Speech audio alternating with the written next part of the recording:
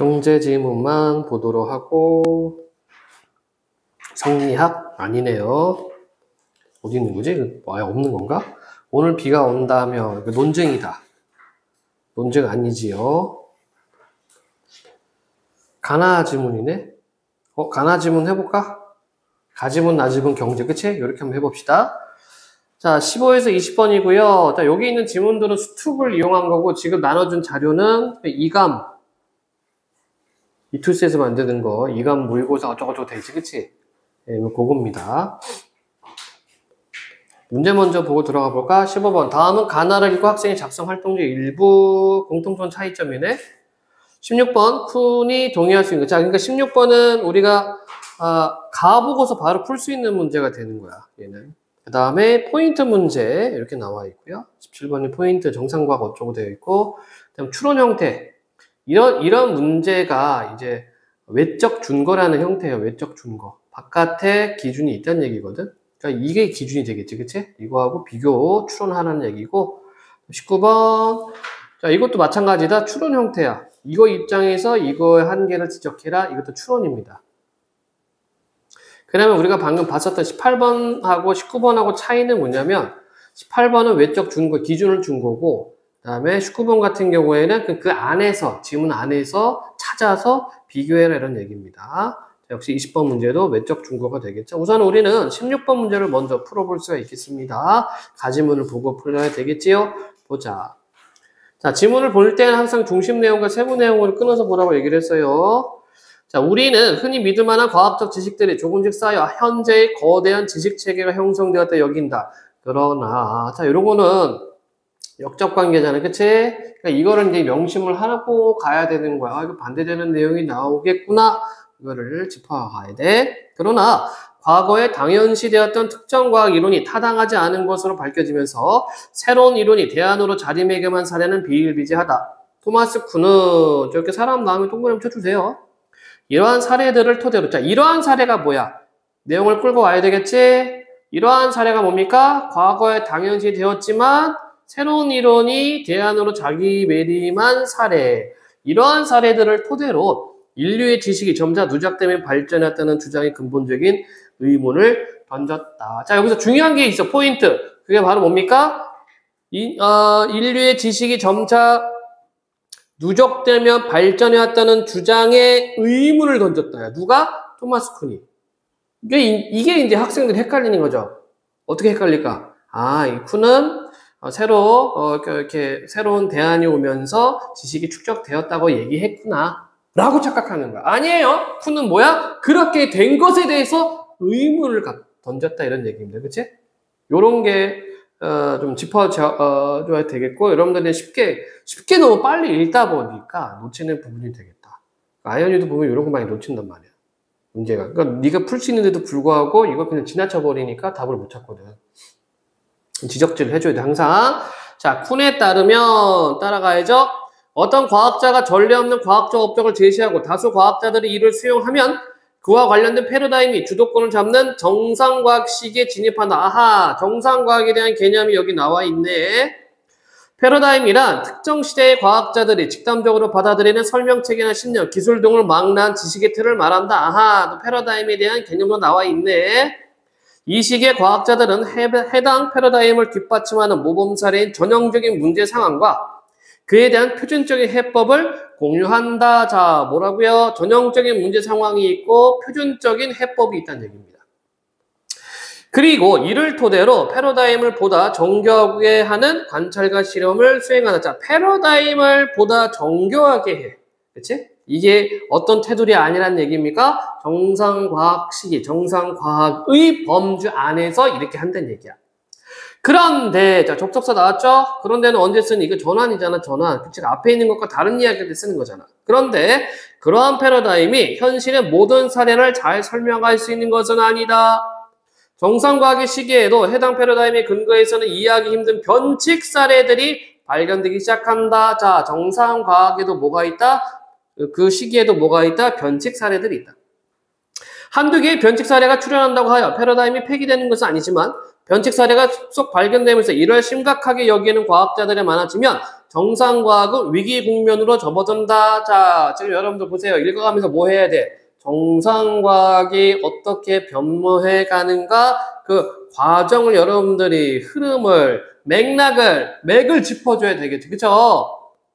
이때 기존의 패러다임으로는 이해하기 힘든 변칙 사례들을 잘 설명하는 새로운 패러다임이 등장하고 다수의 과학자들이 이를 수용하면 패러다임의 교체, 즉 과학혁명이 일어난다. 자, 과학혁명의 개념 나와 있죠? 패러다임의 교체가 과학혁명이 일어난다. 자, 그러면 두 번째 단락에서 이야기하는 것은 뭡니까? 쿤에 따르면 어쩌고 저쩌고 과학혁명이 일어난다. 그치?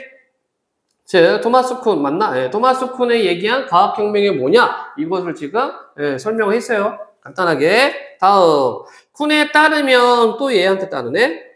기존의 패러다임과 새로운 패러다임 간에는 총체적인 차이가 있어서 동일 잣대로 평가할 수 없는 공약 불가능성이 있다. 자, 공약이 뭐니? 공약.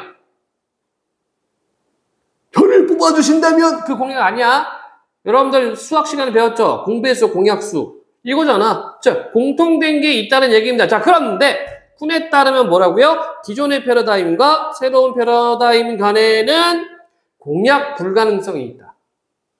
총체적인 차이 때문에. 즉, 공통점이 없다는 얘기죠. 하나의 정상과학 내에서는 패러다임이 더 완벽해지고 패러다임을 구성하는 이론과 관측 사이의 오차가 줄어드는 형태로 과학이 진보한다.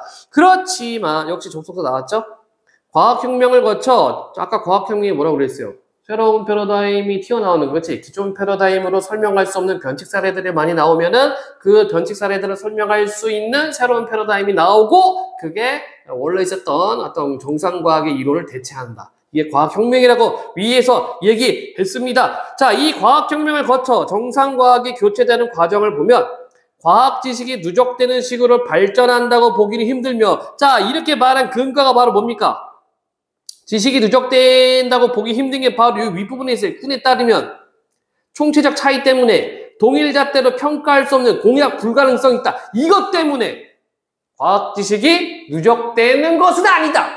이렇게 이야기를 합니다. 보기는 힘들며 패러다임의 교체를 더 우월한 것으로 나아가는 진보라고 평가하기도 힘들다는 것이 쿤의 관점이다. 이해되셨어?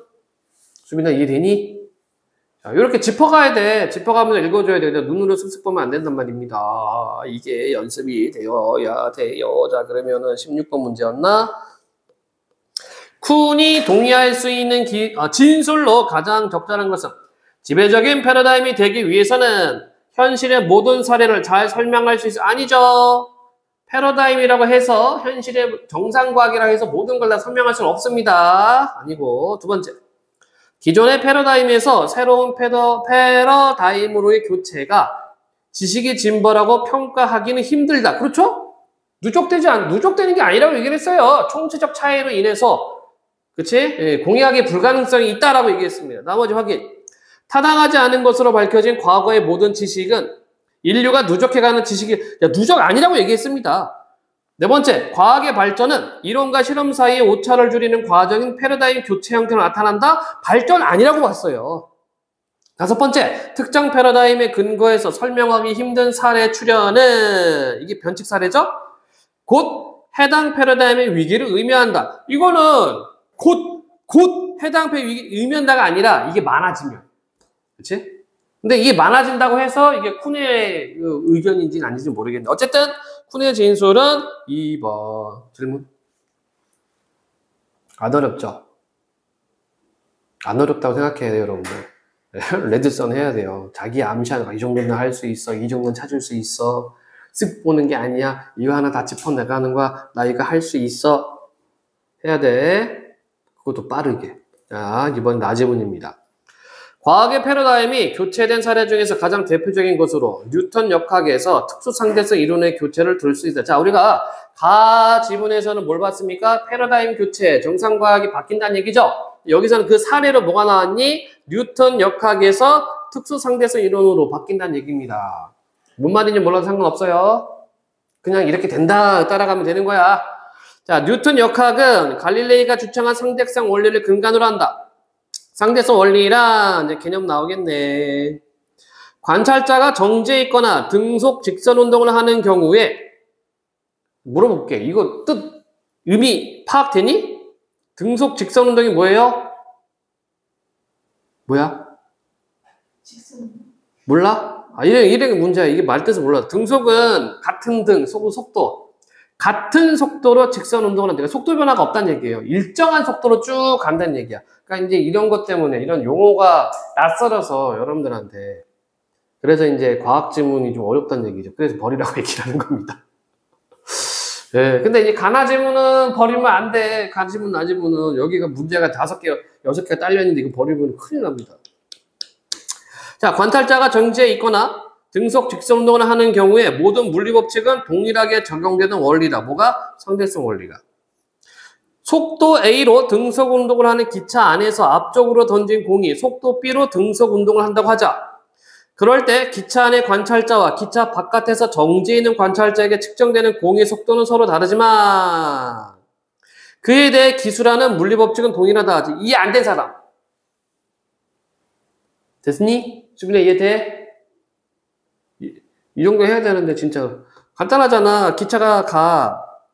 여기서 누가 여기 A 지점, B 지점을 하자. 뭐라고 했어요? 기차 안에 어디 갔어? 기차 안에서 앞쪽으로 던진 공. 그치? 얘가 이쪽으로 던졌어. 속도 B로. 이 기차 아니야. 기차가 이쪽으로 막 가고 있어요. 근데 이거를 기차 밖에서 보고 있는 거야. 이 사람이. 지금 이런 상황이에요. 그래서 그럴 때 기차 안의 관찰자와 기차 바깥에서 정지해 있는 관찰자에게 측정되는 공의 속도는 서로 다르지만 당연히 다르지? 왜 다를까? 왜 달라요? 기차 안에 탄 사람은 기차 속도를 빼야지. 같이 움직이고 있으니까. 자, 그런데 기차 바깥에서 정지해 있는 상태로 기차를 관찰하는 사람은 어때? 기차 속도에다가 공의 속도를 더해야지. 그러니까 다른 거야. 그에 대해 기술하는 물리법칙은 동일하다. 예, 근데 기술하는 물리법칙은 동일하대요. 상대성 원리를 따를 때 기차 바깥에서 정지해 있는 관찰자에게 공의 속도는 A 플러스 B로 관측돼요. 자, A가 뭡니까? 기차 속도. B가 뭐야? 공의 속도. A 플러스 B로 관측되어 속도 합성의 법칙에 적용된다. 속도 합성의 법칙에 따르면 등속 운동을 하는 관찰자에게 관찰자와 동일한 속도, 동일 방향으로 움직이는 물체는 정지해 있는 것처럼 보인다. 이해됐어요? 다시 한번 정리. 뭐라고? 속도 합성 법칙에 따르면 등속 운동을 하는 관찰자에게, 자, 같은 속도로 움직이는 관찰자, 같은 속도로 움직이는 관찰자, 자기가 움직이는 속도 변화 없어. 에게 관찰자와 동일 속도, 동일 방향으로 움직이는 물체는 정지해 있는 것처럼 보인다. 승리야, 이해되니? 간단하죠? 그쵸? 여러분들이 60km 속도로 차 타고 가고 있어. 근데 저쪽에서 60km로 공을 던졌어.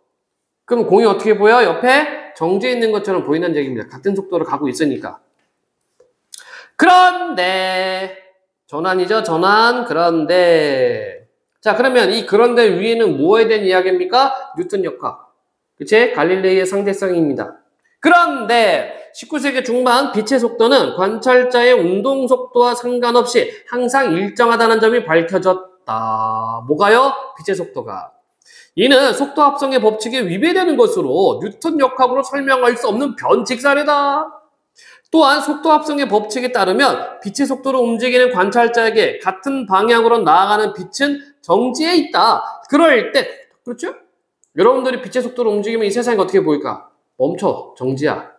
그래서 나는 시간을 멈추겠어, 멈춰라! 하는 순간 그 캐릭터는 빛의 속도로 움직이는 겁니다.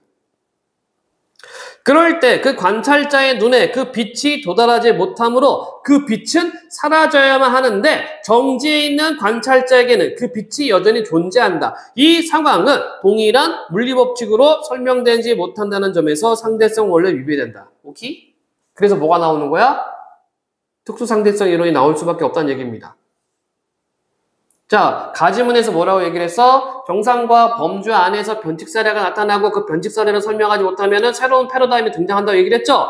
새로운 패러다임으로 설명이 가능하다면 정상과학이 바뀐다, 교체된다라고 얘기를 했단 말이에요. 그치? 그러니까 지금 이 나지문에서 첫 번째 단락에서 뭐라고 얘기를 했어요? 과학 패러다임이 교체된 사례 중에서 가장 대표적인 것이 뉴턴 역학에서 특수상대성이에요. 그치? 그러니까 이 빛의 속도를 봤을 때 이게 뉴턴 역학으로는 설명이 안 된단 말이야. 그래서 뭐가 태어났다고? 특수상대성 원리가 태어났다는 얘기입니다. 자, 물론 여러분들이 100% 이해하면 좋겠지만 이해 안 돼서 상관이 없어요. 아, 이게 이렇게 흘러가는구나. 그 정도만 봐도 문제 풀 수가 있다고. 자, 다음 단락. 이러한 변칙 사례는 아인슈타인의 특수상대성 이론에 의해 잘 설명된다. 특수상대성 이론은 빛의 속도가 관찰자와 무관하게 항상 일정하다는 광속 불변의 원리를 받아들일 뿐만 아니라 갈릴레이의 상대성 원리를 시간이나 길이, 질량 등에도 적용한다. 오, 시간, 길이, 질량에도 갈릴레이의 상대성 원리를 적용한대요. 뭔지 모르겠어. 그냥 그렇대. 그냥 따라가는 겁니다. 내부가 들여다보이는 기차 안에 갑이 있고 기차 밖에 을이 서 있다고 하자. 자, 예시 나오죠. 갑이 바닥을 향해 수직으로 빛을 쏘았을 때 기차가 정지해 있다면 갑이나 을에게 모두 빛은 기차 바닥을 향해 수직인 궤적으로 보인다. 그런데 기차가 등속으로 달리고 있다면, 속도 변화 없이 달리고 있다면 갑에게는 여전히 바닥에 수직인 궤적으로 보이지만 을에게는 더 긴 사선 궤적으로 보일 것이다. 이거 뭐랑 똑같아요, 여러분들? 비는 똑바로 내리는데 여러분 차 타고 가면 비가 사선으로 내리는 것처럼 보이지, 그치? 이게 더 어려워? 사선 몰라? 네. 직선은 사선? 비스듬히 사선. 사선은 모른다고? 네. 이렇게 보이는 게 아니에요. 뭐라고요? 사선은 기울어진다는 얘기야. 기울어진 선으로 보인다는 얘기입니다. 오케이? 엥? 아니, 수직은 움직이는 모습 보이죠. 수직, 말이 안 맞지. 수직은 이거야. 이게 이렇게 움직여? 예? 아니죠. 이게 휜다고, 휘어서 보인단 말이야. 자, 속도란 거리를 시간으로 나눈 것이므로 빛의 속도가 일정한 상태에서 거리가 길어졌다면 시간도 그만큼 늘어날 것이다. 이는 빠르게 움직이는 기차 안의 시간이 상대적으로 느리게 가고 있음을 뜻한다. 기차 밖 관찰자 입장에서 기차 안의 시간이 지연되는 시간 지연 현상이 나타나는 것이다. 이 현상은 속도가 광속에 가까울수록 보다 급격히 나타난다. 이해한 사람? 나도 잘 이해 안 돼요. 인터스텔라 본 사람? 없네. 봤어? 거기 보면은 그 파도 치는 행성에 갔는데 갔다 한 6시간인가 갔다 왔는데 30년 지났지. 그런 거라고 생각하면 돼, 그냥. 그러니까 어때? 기차 안, 그 우주선 안 남아있는 사람이 기차 안에 있는 거고, 그 우주 밖으로 가서 그 물 행성 갔다가 한 6시간 만에 온 사람들은 기차 밖에 있다가 다시 기차 안으로 들어온 거고, 그렇게 생각하면 됩니다. 아닌가? 거꾸로인가? 거꾸로 해야 되겠구나, 예. 자, 속도는 시간에 의해 영향을 받는 변수이므로. 아, 근데 이게 또 있어요. 여러분들. 속도 개념을 알아야 되는데. 그렇지? 승희야, 속도가 뭐야? 속도와 속력이 있어. 속도는 뭐고 속력이 뭐지?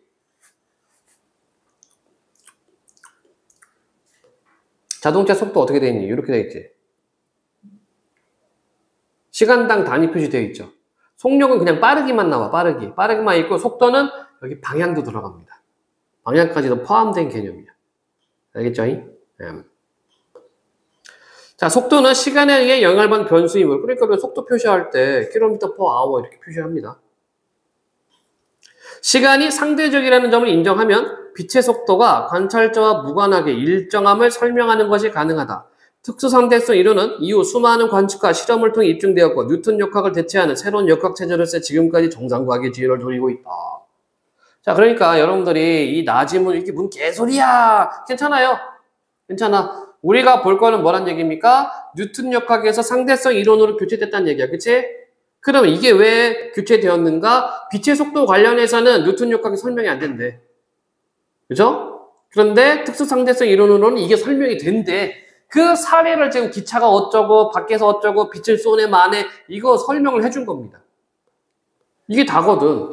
그러면은 봐봐. 여러분들이 이 지문을 통해서 이것과 관련된 세부적인 정보를 내가 모른다 하더라도 몇 문제는 맞출 수 있어.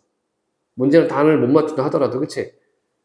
5문제 중에 2~3문제는 건져낼 수 있다는 얘기입니다. 볼까요? 그럼 15번. 아니다, 나 문제 있는 거 있잖아, 나. 예, 19번 문제 한번 볼까요? 특수 상대성의 이론 입장에서 뉴턴 역학의 한계를 지적하는 말로 적절하지 않은 것은, 자, 뉴턴 역학의 한계가 뭐였습니까? 빛의 속도, 그쵸? 빛의 속도는 일정하다, 관찰자, 이게 그 설명이 안 됐단 말이야. 그거 지적하고 찾으면 되겠지. 근데 아는 거야. 1번, 관찰자의 운동 상태에 따라 속도뿐 아니라 시간 역시 상대적일 땐 점을 간과하였다. 이거 되죠? 특수 상대성 이론은 시간, 중력, 길이, 이거 다 적용한다고 얘기를 했단 말이야. 두 번째, 관찰자의 운동 상태에 따라 등속 운동을 하는 물체의 궤적이 달리 보일 수 있다는 점을 간과했다고. 맞죠? 관찰자의 운동 상태에 따라, 관찰자의 속도에 따라서 등속 운동하는 게 달라질 수 있다는 얘기입니다. 세 번째, 관찰자가 어떤 속도로 움직이고 있든지 빛은 항상 일정한 속도 측정된다. 예, 그러네. 네 번째, 등속 직선 운동을 하는 관찰자의 속도에 따라 물리법칙이 동일하게 적용되지 않을 간과했다? 이게 틀렸죠? 뉴턴 역학은 뭐라고 그랬어? 물리법칙 동일하게 적용된다라고 얘기를 했었거든. 뉴턴 역학이, 그치? 그게 어디 있어요? 찾아보자. 어디 있을까? 동일하게 적용된다. 여기 있네. 물리법칙은 동일하게 적용되는 원칙이다. 갈릴레이가 주장한 상대성 원리는 물리법칙은 동일하게 적용된다. 이렇게 찾아버리면 돼. 우리가 저 말에 무슨 뜻인지 몰라도 상관없습니다. 저게 몇 단락에 어느 줄에 포지션이 되어 있는지 그것만 찾아서 확인만 해주면 되잖아. 19번, 4번 틀렸죠? 15번, 관찰자의 빛의 속도를 움직이는 상황에 속도 합성의 법칙을 적용하면 상대성 원리에 위배되는 결과를 하는, 이게 한계잖아. 이게, 그치? 그리고 답 이렇게 찾아내는 거예요. 여러분들의 특수 상대성 이런 배워가지고 조소할 때 어떻게 써먹을 거야? 써먹을 수는 있겠다. 이거 이해해서 이거를 어떤 이렇게 형상화한다면 대단할걸? 네. 최근에 재미있는 걸 봤는데, 요즘 하도 전자현미경이 발달하다 보니까 전자를 찍은 게 있어요. 이 전자를 찍어서 학교에 발표했는데, 우리가 중학교, 고등학교 때 배웠던 그 전자의 모양과 다르대. 네. 무슨 거품 형태로 이렇게 되어 있어요. 그러니까 우리는 전자를 배우면 동그랗게 되어 있고, 이렇게 주변에 중성자, 양성자 돌고, 그런 전자 모형이 있잖아. 이게 아니라는 거야. 이상한 좀 구름 형태? 무슨 과자처럼 이렇게 되어 있더라고. 그럼 또 그것도 바뀌겠죠, 패러다임이. 그렇다고 합니다. 자, 어디 보자. 15번 문제. 다음은 가나를 읽고 학생이 작성 활동지 일부다. A, B, C에 대한 평가를 바르게 짝지은 것은 공통점, 특정 개념을 설명하기 위해 그것이 적용되는 구체적인 과학적 사례를 제시했다. 그래? 구체적인 과학적 사례를 제시했다. 한번 확인해 볼까? 가에 제시했나요? 사례 제시 있나요? 없어, 여기. 그치? 사례 제시가 없죠? 나는 있지. 아까 기차 안이 어쩌고 빛을 쏘네 만에 있었잖아. 그치? 이거 A 아니네. 그러면 적절, 부적절 가야 되겠죠? 1, 2, 3번 아니란 얘기야. 차이점. 가와 달리 나는 특정 과학 이론의 내용을 세부적으로 설명했다. 자, 특정 과학 이론의 내용 뭐가 있어요? 특정 과학 이론. 두 개 있잖아. 하나는 뭐야? 뉴턴 역학. 또 하나는 뭐예요? 특수상대성 이론. 그치? 그러면 가에도 있었나? 새로운 이론, 과학적 이론이 있었나? 없죠. 가에서 얘기하는 건 뭐야? 그냥 과학적 패러다임이 바뀐대. 그거밖에 얘기 안 했어. 그래서 가에 있었던 내용을 구체화시킨 게 나죠. 그럼 이건 적절이네. 답 4번밖에 없네. 부적절, 적절 갈 수 있는 게, 그치? C도 한번 보자. 나와 달리 가는 과학에 대한 통념과 이에 대한 비판적 견해를 제시했다. 자, 그럼 과학에 대한 통념이 뭐가 있어요? 쌓인다. 지식은 누적된다 했는데 토마스 쿠니라는 사람이 에이 그거 아니야. 그치? 그건 적절. 답 4번. 질문. 괜찮습니까? 자, 과학 질문이라고 하는데 이거는 그렇게 뭐 복잡한 과학 지문은 아니고 약간 인문사회적인 과학 지문이거든. 이 정도는 여러분들이 해결해 줬으면 좋겠습니다. 자, 17번입니다. 정상과학 시기에 대한 이해로 적절하지 않은 것은 신념을 공유하는 과학자들의 실험과 관찰로 인해 패러다임이 보다 완벽해져. 그렇죠? 과학자들이 표준적인 해법의 기초에 새로운 발견을 아니지. 정상과학은 기존에 있던 거야. 그죠? 또 찾아볼까? 정상과학에 대해서 여기 뭐라고 돼 있어요? 아까 이게 줄쳐놓은 거 전형적인 문제 상황과 그에 대한 표준적인 해법 공유하는 겁니다. 전형적인 문제 상황. 전형이라는 말이 뭐니? 사전전자거든. 형태, 사전 형태. 즉 뻔한 것들, 뻔한 문제 상황에다가 어떤 좀 이게 정답 같은 그런 해법을 공유한다는 얘기예요. 자, 그런데 17번에 2번은 뭐라고 해놨어? 새로운 발견을 추구하는데 아니죠. 이거는 정상과학식이 하는 게 아니지. 그럼 새로운 발견을 추구하는 건 언제일까? 변칙 사례가 발견됐을 때 그것을 해결하기 위해서 새로운 패러다임을 끌고 오겠지. 이거는 정상과학 시기가 아닙니다. 이 대신 나머지 안 볼게요. 확실하게 아니니까.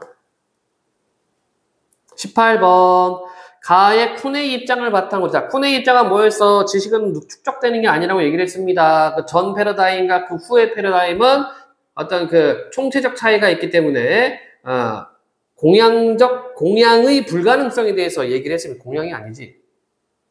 공약, 그렇죠? 공약의 불가능성을 얘기했습니다.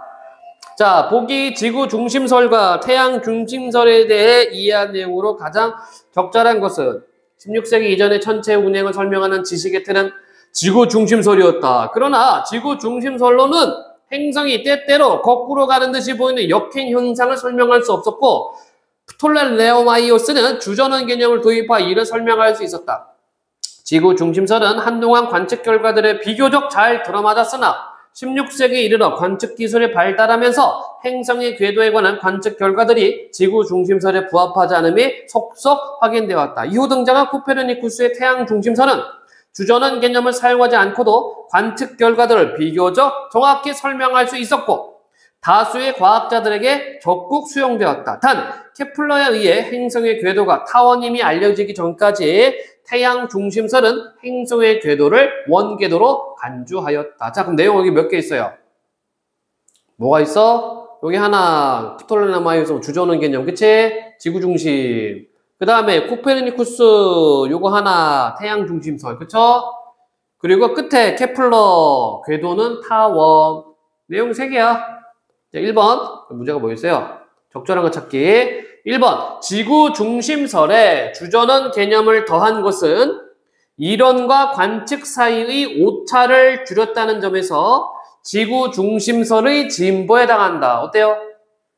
이게 되겠지, 그치? 이게 쿤의 의견이잖아. 자, 이렇게 말한 부분이 어디 있는 거 찾아볼까?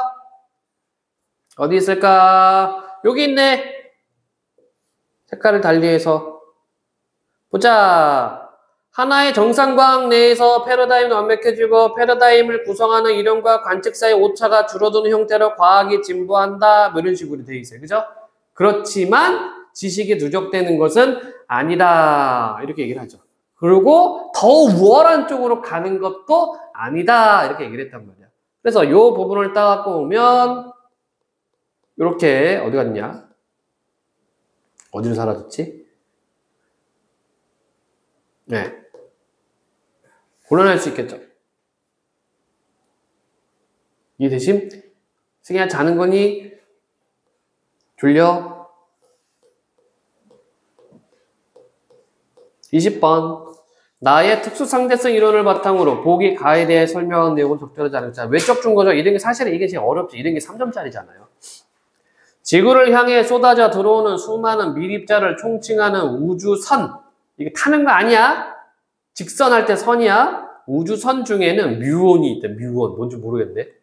뮤온은 우주 공간으로부터 입사한 고에너지 미립자가 지구 대기권의 외곽에서 대기와 충돌하여 생성한 불안정한 입자 중 하나로 이론적으로 평균 수명이 약 100만 분의 2초 정도다. 와우. 뮤온은 광석에 가까운 일정한 속도로 지표를 향해 움직이므로 뮤온이 비행할 수 있는 최대 거리는 600m에 불과하다.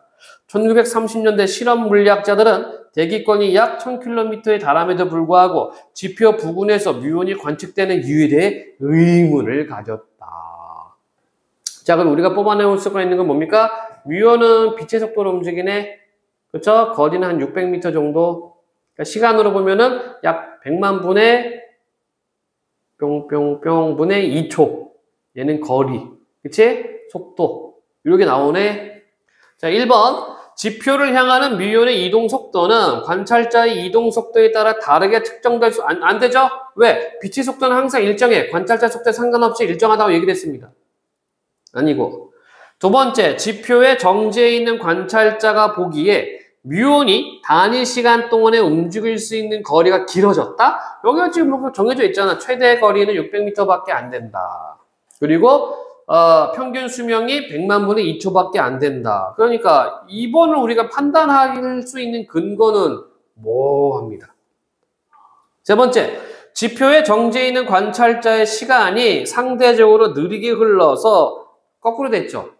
시간이 상대적으로 느리게 흘리면 관찰자가 아니라 뮤온이 되겠지. 얘가 빠르게 움직이고 있으니까. 네 번째, 시간 지연으로 인해 뮤온의 입장에서 자신의 수명이 늘어나므로 소멸되기 전까지 보다 긴 거리를 움직이기 때문이겠군? 자, 뮤온의 입장에서 자신의 수명이 늘어난 것으로 보입니까? 뮤온의 입장에서? 아니죠. 관찰자의 입장에서 봐야 되겠지. 이 대신? 이게 상대적인 거잖아. 그 상대적인 거니까 뮤온 입장, 내 수명이 더 늘어났어. 이게 그걸 관찰하는, 이거를 확인할 수 있는 것은 뮤온 밖에 있는 관찰자 입장입니다. 다섯 번째, 지표의 정지에 있는 관찰자 입장에서 광속으로 비행하고 있는 뮤온의 수명은 100만 분의 2초보다 훨씬 길기 때문에 방금 내가 얘기한 거야. 예, 이거죠? 이 부분을 우리가 어디서 확인할 수 있었습니까? 위에서 얘기했던 기차 어쩌고저쩌고 얘기하면서 시간 지연 현상, 바로 이 부분이야. 기차 밖 관찰자 입장에서 기차 안의 시간이 지연되는 시간 지연 현상이 나타나는 것이다. 이 부분입니다. 이 부분을 따갖고 와서 보면 되겠죠. 자, 그럼 봐봐. 그러면 여러분들, 우리가 무슨 과학적 지식이 있어서 이걸 푸는 게 아니라 포인트가 있는 거야. 포인트. 뮤온이라는 애가 있고, 얘가 지금 어디 갔어? 100만 분의 2초 정도밖에, 평균 수명 이거밖에 안 되고, 최대 거리 600m밖에 안 되고, 그 다음에 아까 빛의 속도 어딨니? 광속에 가까운 일정한 속도로 이렇게 돼 있단 말이야. 그러니까 조건이 주어져 있어요. 이 조건에 맞춰서 지문 안에서 찾아야지. 그치? 질문.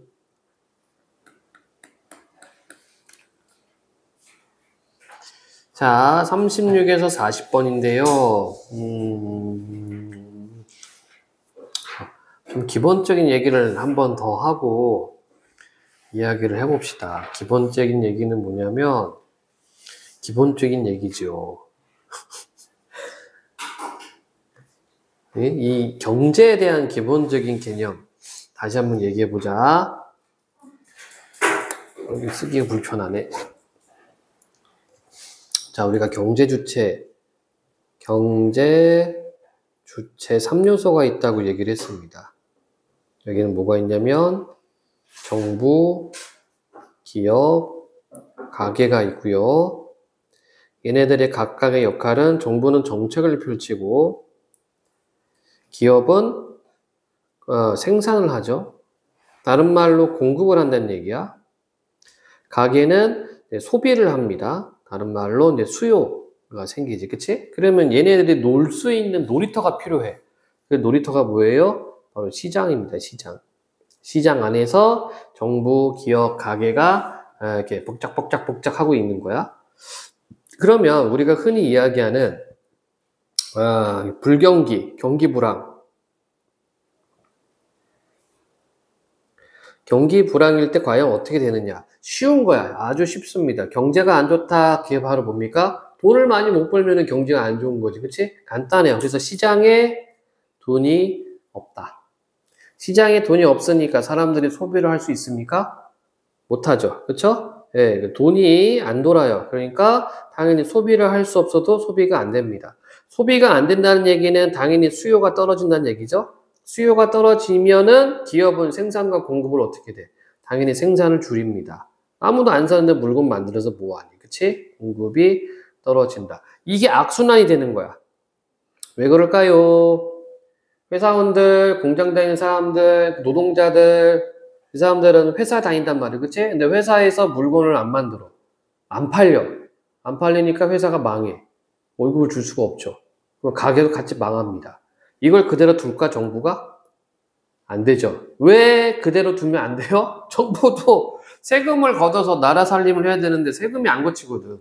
그러니까 뭘 해야 돼? 경기 불황을 타파할 수 있게끔 해야 됩니다. 자, 그러면은 경기 불황을 이 불경기를 없애기 위해서 정부가 할 수 있는 역할은 뭐가 있느냐?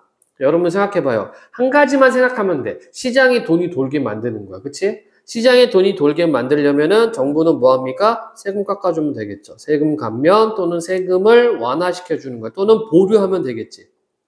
자, 그러면 기업이나 사람들의 세금을 내야 되는데 이거를 좀 깎아주고 감면해주고 보류해줍니다. 그 주머니 돈 있잖아? 그럼 뭐 하는 거야? 소비를 하죠. 그렇죠? 소비를 하면 다시 기업에서 생산을 시작할 때고 이게 또 이제 돌아가게 만드는 겁니다. 자, 그러면 정부만 이 짓거리 하는 것이 아니라 정부의 산하 기관인 중앙은행도 불경기 때 하는 역할이 있죠. 자, 중앙은행은 화폐를 찍어낸다고 생각하면 돼. 돈 찍어내는 은행입니다. 우리는 한국은행이 돈을 찍어내지요. 그러면 경기가 불황일 때 중앙은행, 한국은행에서 하는 것은 뭡니까? 금리를 낮춰줍니다. 이자를 낮춘다. 자, 이자를 낮췄다는 것은 은행에서 대출을 받았던 사람들 이자 나가는 돈이 줄어들겠지, 그치? 그럼 주머니에 돈이 남으니까 역시 돈이 있으면 사람 또 써요. 그러면 소비가 올라갈 테고 소비가 올라가면 생산을 해야 하니까 공급이 올라갈 테고 이렇게 합니다. 그런데 반대로 경기가 과열될 때는 어떤 문제가 생길까요? 경기 과열을 하나만 생각하면 돼. 시장에 돈이 많이 풀렸어. 시장에 돈이 많아. 근데 여러분 이거 생각했죠? 돈 많으면 좋은 거 아닌가? 근데 문제는 사람들 돈이 많으니까 어떻게 돼? 소비를 많이 해요. 나 이것저것 사고 싶어. 돈 쓰고 싶어. 돈 펑펑 쓰기 시작합니다. 그쵸? 그러면 기업에서 공급이 따라가주면 좋은데 공급이 못 따라가주네? 그럼 어떤 일이 벌어질까? 사람들 돈이 많은데 물건은 없어요. 그럼 어떤 일이 생겨? 물가 상승, 인플레이션이 생깁니다.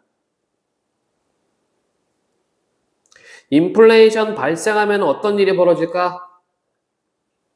단순하게 생각해 볼까요? 사람들 돈이 많아, 근데 물건이 없네. 그럼 어떤 일이 일어나? 그 물건을 꼭 사야 돼. 어떤 일이 일어나요? 물건이 더 뛰겠지. 그러면 일반 서민들은 살 수 있을까? 못 삽니다. 부자들만 사겠죠. 그쵸? 양극화가 심해지고 그렇게 되면은 서민들이 무너지고 서민들이 무너지면 그 나라 끝납니다. 때문에 정부가 가만히 못 있어요. 경기 과열을 진정시켜야 돼. 자, 돈이 많이 풀렸으니까 정부는 뭐 하면 됩니까? 시장에 있는 돈을 낮춰야 되겠지. 그럼 정부가 낮출 수 있는 것은 뭐야? 세금. 그렇죠? 세금을 걷어들이면 됩니다. 조세 정책을 펼치면 되겠죠. 세금을 올리거나 세금 혜택을 줄이거나 이렇게 하면 됩니다. 그 다음에 중앙은행 같은 경우에는 어떻게 하면 돼요? 금리를 올리면 되는 거지 뭐. 그렇지? 그러니까 요즘에 금리 많이 올랐잖아. 코로나 때문에 재난지원금을 많이 풀었습니다. 자, 코로나 때 재난지원금을 푸는 이유가 뭘까? 돈 쓰라고 풉니다. 왜 돈 쓰라고 풀어요? 다 죽게 생겼거든. 소상공인들 락다운 걸리고 셧다운 걸리고 가게 문 못 열고 사람 모이지 말고 그치? 소비가 안 돼요. 소비가 안 되니까 가게 망하게 생겼어. 생산이 공급이 안 돼. 공급을 할 수도 없어요. 안 사니까. 그러니까 뭐 하는 거야 이제? 나라가 돈 풀어요. 돈 좀 써. 돈을 풉니다. 재난지원금을 주죠. 재난지원금을 주니까 이제 뭐 합니까? 돈 쓰기 시작하는 거지. 나는 소고기 사 먹었어. 60만 원 나와서 일주일 동안 소고기 파티 했습니다. 써야 돼요. 근데 이제 어떤 사람은 이런 생각해. 재난지원금 아싸 저금해야지. 아니야, 그거 써야 돼. 쓰라고 주는 돈이에요. 방금도 얘기했잖아. 경기 불황이야, 그치? 경기 불황이니까 돈을 써야 된다고. 근데 어떤 일이 일어납니까? 돈이 너무 많이 풀려요. 물가 상승. 그치? 물가 상승이 일어나니까 이제 뭐 하는 겁니까? 금리를 올리는 거지. 물가 잡으려고. 오케이? 자, 다시 정부가 세금을 올리고 세금 혜택을 줄이고 세금 감면도 없앴어. 중앙은행이 금리를 올립니다. 그럼 사람들, 대출받았던 사람들은 돈을 갚으려고 빨리빨리 집어넣을 거야. 그러면 시장에 있는 돈이 줄어들면 소비가 감소하게 되겠죠? 소비가 감소하게 되면은 물건을 사고 싶어도 돈이 없어서 못 사니까 물가가 어떻게 돼요? 낮춰지겠지, 그치? 이렇게 조절을 해주는 겁니다, 물가를. 그리고 여러분들, 우리가 이제 흔히 이야기하는 물가 지수라고 하는 것은 내가 알기로는 한 생필품 108개인가? 이거를 이제 정부에서 정해.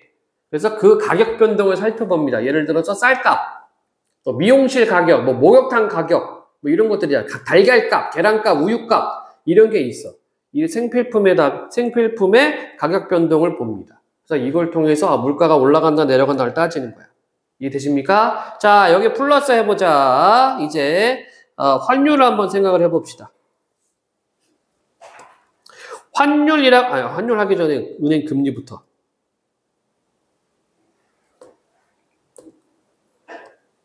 금리는 이자예요, 이자다. 자, 그런데 돈은 어디서 만든다고? 중앙은행에서 찍어냅니다.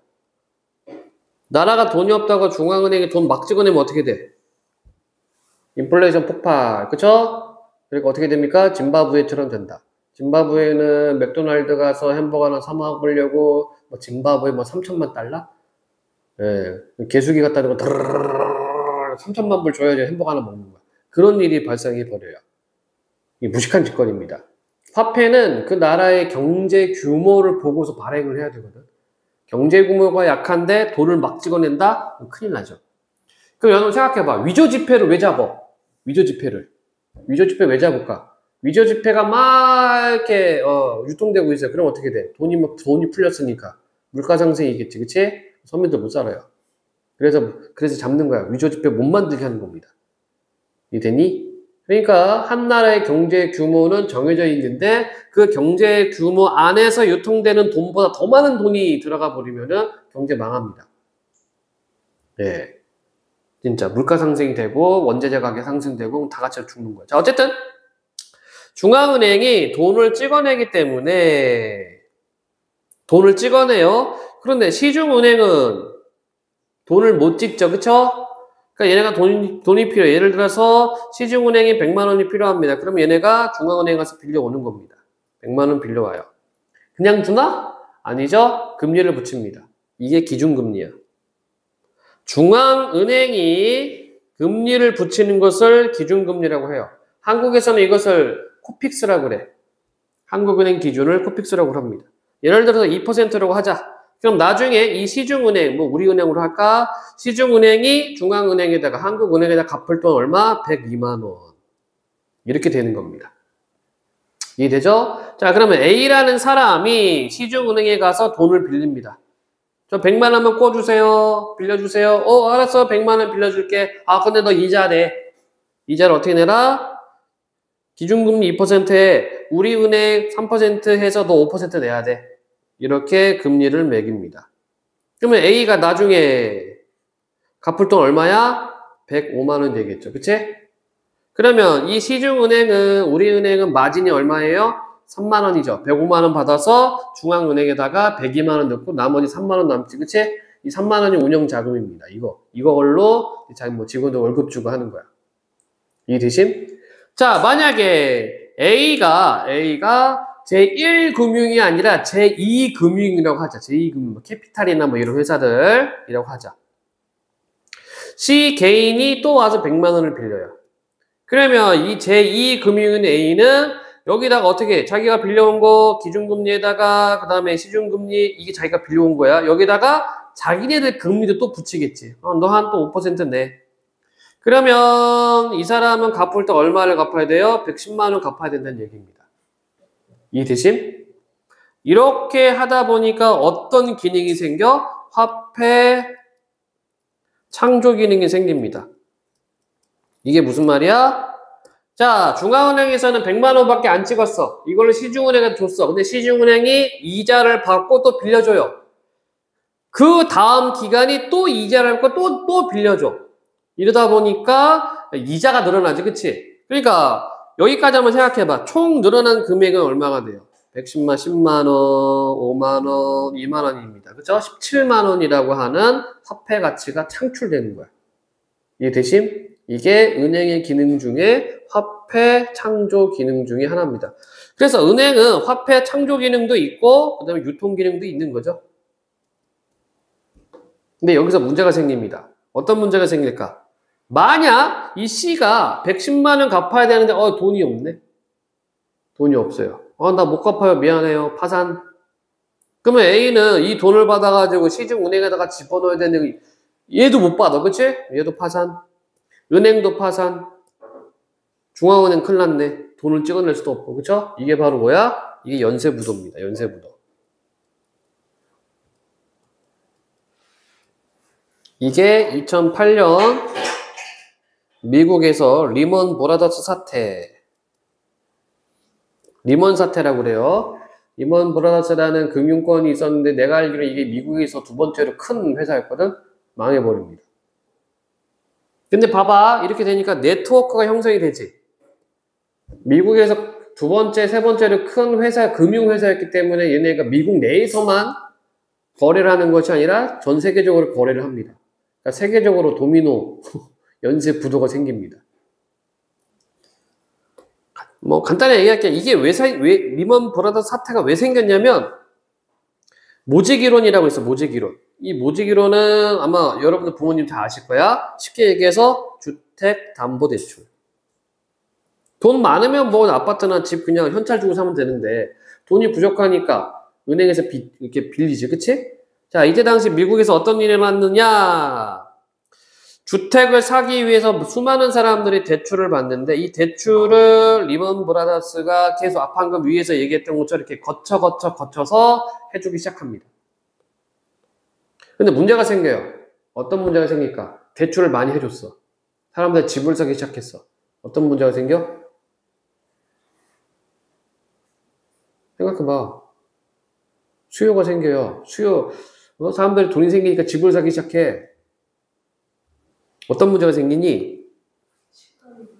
그렇죠. 집에 대한 수요가 많이 생겨. 대출 잘 해주니까 그러니까 집값이 올라. 그렇지? 오르기 시작한단 말이야. 기회다! 영끌하자! 수많은 사람들이 와가지고 대출 받기 시작하는 거야. 그러니까 집값이 막 올라가겠지. 그치? 근데 문제가 생기기 시작합니다. 어떤 문제? 이렇게 대출을 받았다 해서 자, 집값이 예를 들어 10억이라고 하자. 내가 5억을 대출 받았어. 집값이 10억이 됐네? 5억 번 거야? 벌었니? 승희야, 벌었어, 안 벌었어? 이건 번 게 아니죠. 왜? 벌려면 수익 실현을 해야 돼. 이거 팔아야 돼. 팔아야지 번 거야. 그치? 근데 사람은 욕심이 있죠. 더 오를 거야. 더 그냥 갖고 있습니다. 그러다가 어떤 문제가 생겨요? 나 돈 딴 데도 또 써야 되는데 돈 빵꾸 났네. 못 갚아요. 그치? 못 갚으니까 어떻게 돼? 은행에서 이 10억짜리 아파트 차업하겠죠. 이런 일들이 생겨나기 시작합니다.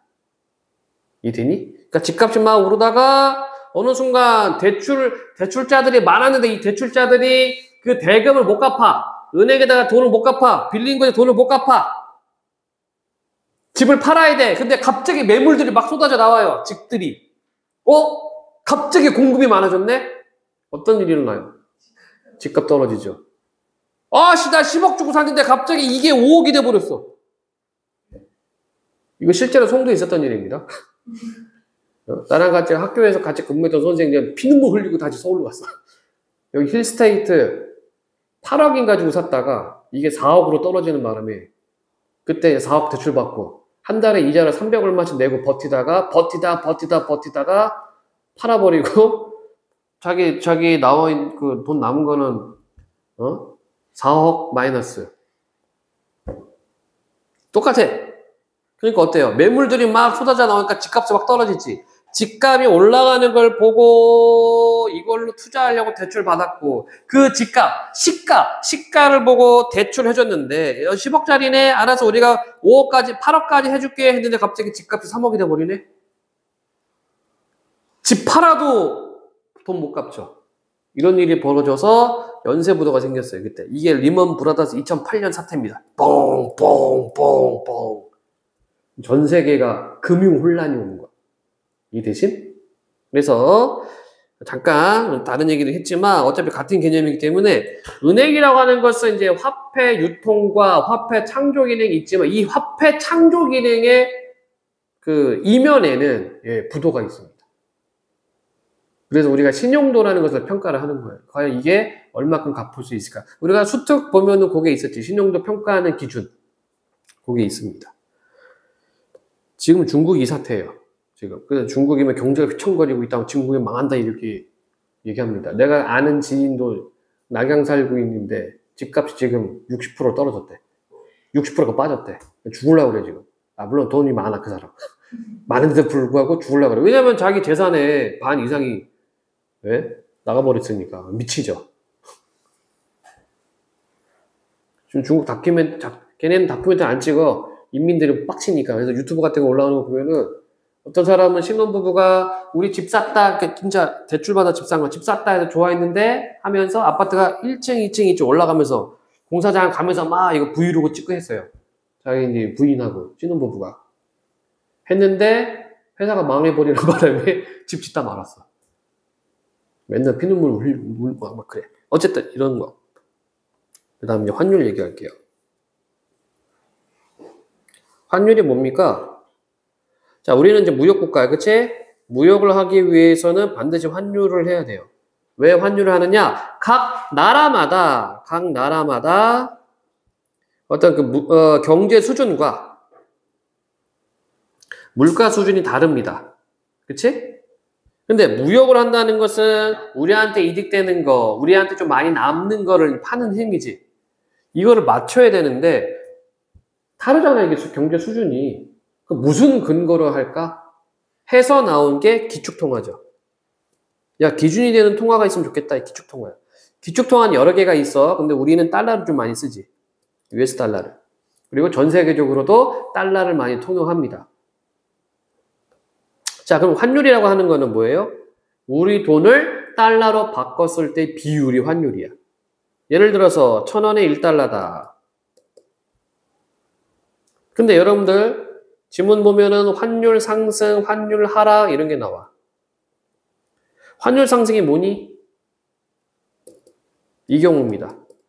1,000원에 1달러였는데 1,200원에 1달러가 돼버렸죠. 자, 이게 기준이야. 달러는 기준이기 때문에 달러는 안 변해. 1달러는 안 변해. 우리 돈이 바뀌는 거야. 이게 환율 상승, 환율 하락입니다. 자, 그럼 보자. 1,000원에서 1달러 1,000원이었는데 우리가 1달러 살려면 1,200원 줘야 돼요. 이렇게 바뀌었다고 칩시다. A 상황에서 B 상황으로 바뀌었어. 자, 그럼 우리는 무역국가니까 수출 수입을 생각을 해야 되겠지. 수출과 수입을. 수입에 어떤 변화가 생길까? 환율 상승했을 때. 어떤 변화? 좋아, 나빠? 좋죠. 수출 좋잖아, 수출. 왜 좋아? 수출은 왜 좋을까? 원래 1달러 1,000원이야. 그러니까 미국 사람 입장에서는 1달러에 1,000원짜리 샀는데 환율이 1,200원으로 상승해버리면 1달러에 1,200원짜리 사는 겁니다. 그럼 어떤 효과가 있어요? 20% 할인 효과가 생겼네? 그치? 그러니까 이때 수출 많이 하는 거야. 이때 잘 팔려요. 자, 환율이 상승했어요. 1,000원에서 1,200원으로 상승했어. 그럼 수입은 어때? 죽을 맛이죠. 그치? 1달러짜리 살려면 1,000원만 주면 됐는데 이제 1,200원 줘야 됩니다. 쉽게 얘기해서 그 물건 값이 20% 상승해버린 거야. 그럼 어떤 문제가 생길까? 우리나라 같은 경우에는. 우리나라는 무역국가예요. 고전경제학에서는 자국민이 1억 명이 되면은 굳이 무역을 안 해도 경제가 성장한다고 합니다. 근데 우리는 1억이 안 되지. 더군다나 인구수는 이제 줄어들기 시작했어. 진짜로. 난리도 아니더구만. 그때 보니까 12년? 15년 뒤면은 지금 초등학생 절반밖에 안 된다는데? 니들 큰일 났다. 걔네들 다 어떻게 먹여 살리냐? 이민가? 근데 이미 가봤자 뭐. 근데 또 어떤 사람이 이렇게 얘기해요. 아니, 인구 줄어드는 게 뭐가 문제냐? 고부가가치 산업으로 바꾸면 된다. 덴마크, 스웨덴 봐라. 그냥 몇 명이냐? 덴마크 몇 명이지? 1,000만이 안 돼. 800만 명인가? 500만 명. 이 정도밖에 안 돼요. 스웨덴, 노르웨이 이런 애들이. 그래도 잘 살지 않냐? 인구가 줄어든다고 해가지고 뭐가 문제냐 이거죠. 그러니까 인구가 많다는 거는 1차 산업, 2차 산업 그거의 마인드고. 근데 맞는 말인 것 같아. 노동력이 생산성이다 했는데 지금 4차 산업, 5차 산업 가잖아. 이거 노동하고 물론 노동도 어느 정도 필요하지만 실질적인 인간의 힘에서 좀 멀어지고 있죠. 그치? 뭐 그렇게 얘기하는 사람 있더라고. 그렇게 또 얘기하면 또 그런 것 같아요. 내가 좀 팔랑귀라. 어쨌든 간에 우리 무역국가입니다. 그래서 환율이 상승해버렸다? 그럼 우리는 원자재를 들여와서 원자재, 원래의 자재야. 원재료, 원자재를 수입해서 가공해서 파는 역할입니다. 그런데 환율이 상승해버리면 원자재 수입 가격이 올라가 버리죠. 그러니까 우리의 어떤 생산 입장에서 기업들 입장한테는 안 좋은 거야. 그러니까 이게 환율 상승과 환율 하락이 너무 급변하면 안 돼요. 적당한 선을 타줘야 돼. 그래야지 수입 수출입에서 왔다 갔다 할 수 있습니다. 그러면 정부는 가만히 보고 있나? 이거 어떻게 해요? 환율 방어를 하겠죠? 환율 방어라는 걸 해. 많이 올라가지 않게, 많이 떨어지지 않게 이걸 방어를 합니다. 대표적인 게 뭐가 있을까?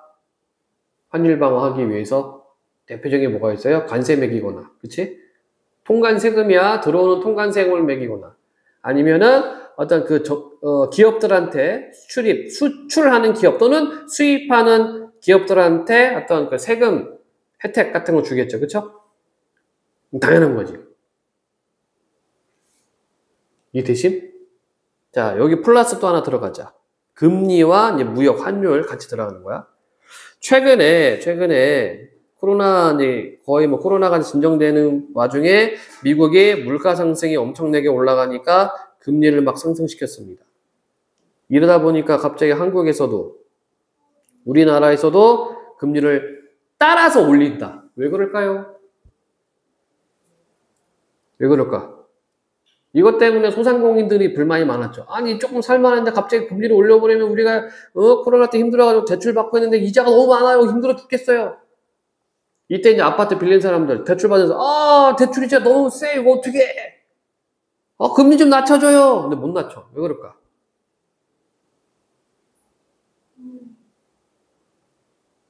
왜 그래요? 외국인 투자자 때문에 그렇죠. 이거 똑같은 거, 여러분들랑 똑같은 거야. 미국이 금리가 올라가? 금리랑 이자라 얘기를 했지. 야, 우리 한국인은 돈 빼서 미국으로 가자. 이렇게 돼버려.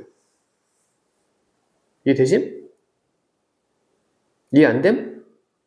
자, 우리 기축통화 뭐라고? 달러 쓰죠. 우리가 흔히 이야기하는 외환 보유율 이거 얘기 따진다고. 그러니까 외국 투자자들은 어떻게 해요? 미국이 금리가 올라가. 프랑스가 올라가. 일본이 올라가. 그럼 뭐 하는 거야? 야, 한국 돈 빼. 한국에 투자했던 사람들이 돈 빼서 그쪽으로 집어넣습니다. 여기도 마찬가지야. 은행인데 야 여기 금리 5% 준대. 그래? 난 2%밖에 안 되는데? 야 빨리 빼. 알았어. 여기 빼다가 다른 은행에다가 집어넣지. 똑같은 거야 이게. 그러면 한국 입장에서는 외환 달러가 빠져나가게 생겼죠. 만약에 그거를 안 하고 금리를 올리지 않고 달러가 다 빠져나간다고 생각해보자. 어떤 일이 발생해요? 한국의 달러가 빠져나가. 어떤 일이 발생해? IMF 또 옵니다. IMF. 왜 그래? 아까 달러는 뭐라고? 무역을 위한 기축통화입니다. 무역 대금으로 달러를 줘야 되거든. 근데 우리 달러가 없어요. 뭘로 줘? 없지? 그거 빌려오는 거야. IMF한테. 대신에 이제 쓴소리, 잔소리 들어야지. 그래서 그때 기업 구조 조정하고 뭐하고 했죠. 대량 해고하고. 그죠? 네. 그런 일이 발생합니다. 그래서 항상 적정 수준의 외환은 갖고 있어야 돼. 달러는 갖고 있어야 돼. 그걸 외환 보유율이라고 하죠. 때문에 다른 나라가 금리를 올린다. 특히나 달러는 미국 돈이거든. 미국이 금리를 올린다. 야 우리도 올려. 이렇게 돼버릴 수밖에 없어요. 왜? 외국 투자자가 돈을 빼서 미국으로 넣으니까. 이해되심? 막아주는 거예요. 방어해주는 겁니다. 그러니까 미국이 금리를 올리면 우리도 계속 올릴 수밖에 없어요. 소상공인 죽든 말든 어쩔 수 없어. 왜? IMF 또 오니까.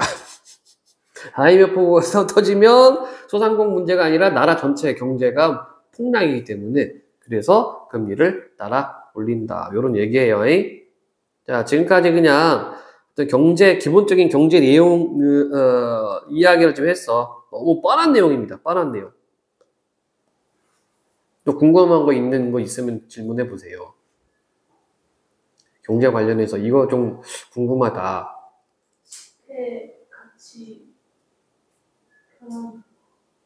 그게 환율인데?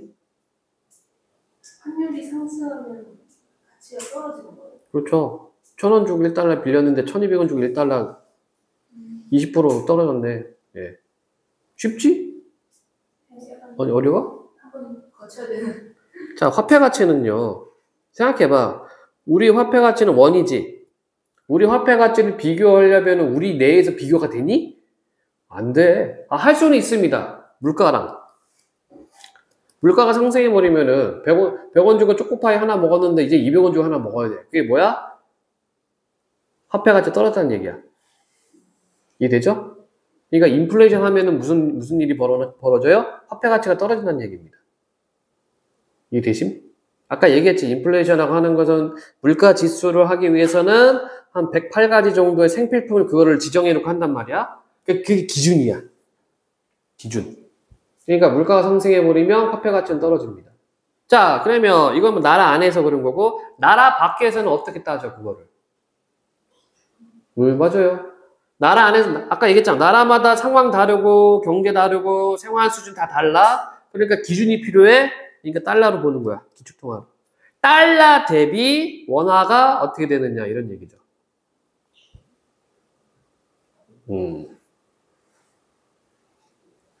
자, 다른 얘기 한번 해볼까? A국 개발도상국입니다. 수출해야 돼, 수출. 얘네들은. 수출해야 되는 입장이니까 A국 입장에서는 환율이 상승하는 게 좋을까, 하락하는 게 좋을까? 얘네들은 수출로 먹고 사는 애들이야. 상승하는 게 좋아, 하락하는 게 좋아? 상승하는 게 좋겠죠. 그치? 상승한다는 것은 자신들의 화폐 가치를 낮춘다는 얘기거든. 가치를 낮춰야지. 그래야지 외국에 와가지고 자기들 거 살 거 아니야.